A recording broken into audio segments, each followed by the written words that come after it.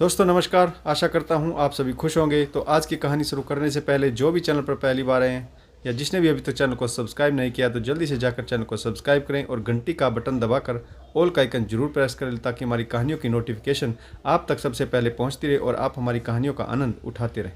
तो दोस्तों अगर आपको कहानी अच्छी लगती है लाइक शेयर और कमेंट्स जरूर करें ताकि हमारा भी हौसला बढ़ता रहे। तो चलिए शुरू करते हैं आज की एक और बेहतरीन कहानी। काजल, तुम शादीशुदा हो, एक बच्चे की माँ हो। तुम्हें समझना होगा कि तुम चाहे जो करो लेकिन प्राची को अपने रंग में जो ढाल रही हो यह तो गलत बात है ना। कहाँ उलझे हो नितेश? वर्षों पुरानी बातों में अब जमाना बदल चुका है। नारियां अब सब कुछ कर सकती और कर रही हैं। नारीत्व अब कमजोरी का नाम नहीं। वो बाहर भी संभालती, परिस्थितियों से ही नहीं अपने हक के लिए भी लड़ती। और प्राची क्या कर रही है? अपना जीवन जीने की कोशिश कर रही है, एक स्वतंत्र जीवन। बस एक भाई होने के नाते तुम्हें अपनी बहन के साथ खड़ा होना चाहिए, पर तुम्हारे दिल के अंदर के भाई को तुम्हारे दिमाग पर छाया पुरुष बाहर आने दे तब ना। चुप रहो काजल। प्राची के साथ जो हुआ उसके बाद उसे और मॉडल बनाकर उस बात को सिद्ध कर रही हो ना कि उसके ससुराल वाले सही थे। ना अब वह प्राची का ससुराल है ना वह ससुराल वाले। और उन्होंने जितना बड़ा कष्ट दिया ना प्राची को, उसके बाद तो क्या सोचते। वो तो दूर, उसके जीने मरने से भी हमें फर्क नहीं पड़ना चाहिए। और नितेश, आप अपनी बहन को नहीं पहचानते क्या? उसके ससुराल वालों ने जो आरोप उस पर लगाए क्या वह वैसी है? एक भाभी होकर मैं उसे समझती हूँ और आप एक भाई होकर नहीं समझ रहे। काजल, बात समझने या नहीं समझने की नहीं। मैं नहीं चाहता कि उन्हें कोई प्रूफ मिले अपनी बात को सिद्ध करने का। घूमना फिरना, नौकरी करना और स्वतंत्रता का आनंद उठाना, ये सब तो बाद में भी हो सकता है ना। आप निश्चिंत रहे, मैं प्राची को सिर्फ जीना सिखा रही हूँ और कुछ नहीं। वह ना कल गलत थी और ना ही आगे कभी गलत करेगी। ग्रेजुएट प्राची, जो काजल की नंद है, की शादी वर्ष भर पहले आदेश से हुई थी। आवश्यकता से ज़्यादा सीधी सादी और भोली प्राची का पति आदेश शादी किसी मॉडल या अप टू डेट लड़की के साथ करना चाहता था, पर पारिवारिक दबाव में उसने शादी तो कर ली प्राची से, पर उसे दिल से अपना नहीं पाया और रास्ते ढूंढने लगा कि उससे विवाह कैसे तोड़े। अंततः चरित्र पर आक्षेप लगाकर संबंध विच्छेद की अर्जी दायर करते हुए उसे मायके छोड़ गया और धमका भी गया कि आराम से संबंध विच्छेद तलाक नहीं लिया तो इसका बुरा अंजाम होगा। ससुराल वालों ने भी पति पत्नी का आपसी मामला बताते हुए हाथ खड़े कर दिए। प्राची के माता पिता तो हार गए, पर भाभी काजल ने हिम्मत नहीं हारी और प्राची से सारी जानकारी ली और आदेश को उसी की भाषा में जवाब देने का निर्णय लिया। काजल ने प्राची का एडमिशन पर्सनालिटी डेवलपमेंट इंस्टीट्यूट में कराया, जहां बोलने चालने से लेकर हर गुण सिखाया जाता है। यही नहीं, प्राची का पूरा मेकओवर भी किया। बाल छोटे करवाए, फेशियल, ब्लीच सब करवाया और साथ ही धीरे धीरे उसे वेस्टर्न कपड़े जिसमें वह सहज महसूस करे वह पहनने लगी। पर यह सब बातें भाई नितेश को पच नहीं रही थी। उसके अंदर अभी भी आशा पल रही थी कि शायद आदेश का दिमाग बदले और वह आकर प्राची को वापस ले जाए और कहीं जिस रंग में काजल प्राची को ढाल रही है उसे अपने आरोप को सिद्ध साबित करने का मौका ना मिल जाए। पर काजल कहाँ मानने को तैयार थी। प्राची अक्सर आदेश की इस बात को याद कर रोती कि प्राची, तुम पत्थर हो, पत्थर जिस पर किसी भी चीज़ का असर नहीं हो सकता। तुम जैसी हो वैसी ही रहोगी और इस तरह से पत्थर के साथ मैं अपना पूरा जीवन नहीं गुजार सकता। खैर, प्राची 2 महीने होते होते काफ़ी बदल चुकी थी। उसमें वह आत्मविश्वास आ चुका था जो कभी था ही नहीं। उसने ग्रेजुएशन किया, आगे कोई तकनीकी कोर्स करके वह अब नौकरी करना चाहती थी। पहले वह सब कुछ बर्दाश्त कर अपने पति के साथ रहने के लिए तैयार थी, पर अब उसे जीना आ गया था। एक दिन मॉल में प्राची अपने लिए कपड़े पसंद कर रही थी। संयोग से आदेश भी वहीं आया हुआ था। बहुत देर से प्राची को निहार रहा था। उसे भरोसा ही नहीं हो रहा था कि यह वही प्राची है।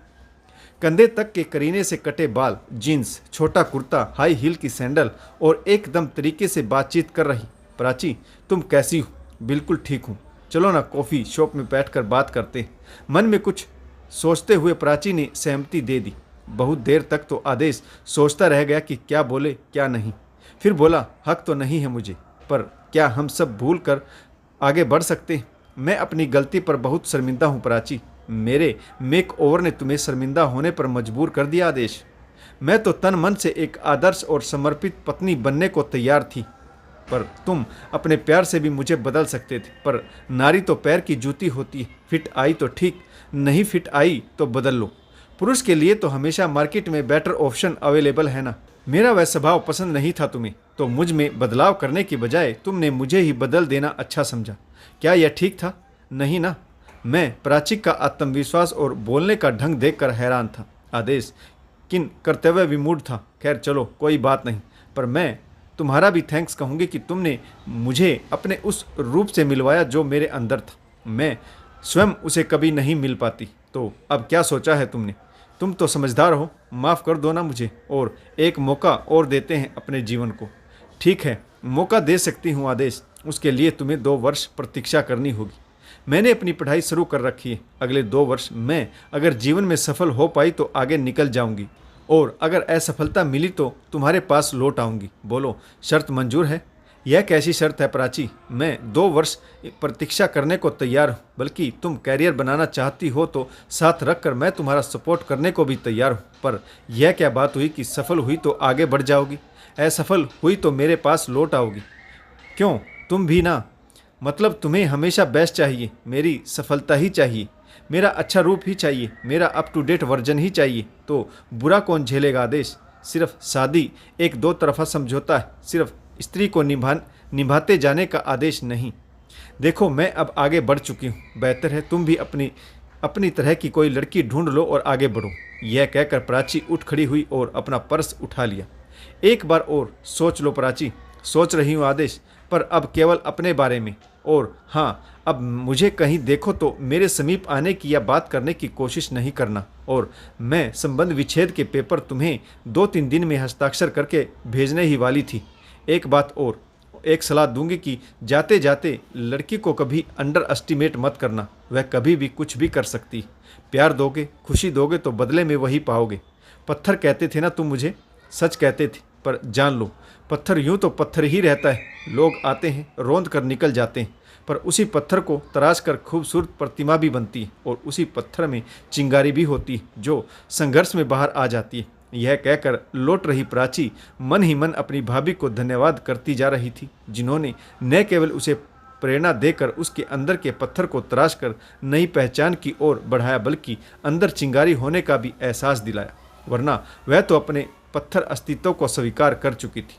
आदेश जाती हुई प्राची को देखकर समझ नहीं पा रहा था कि ये दुख करे या पछतावा, या फिर खुश हो पत्थर से छुटकारा पाने की खुशी में।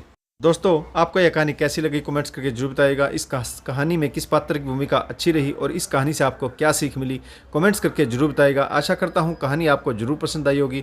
तो कहानी पढ़ने के लिए आप सभी का बहुत बहुत धन्यवाद। जय हिंद, वंदे मातरम, भारत माता की जय। जय जवान और जय किसान। आशा करता हूँ कहानी आपको जरूर पसंद आई होगी।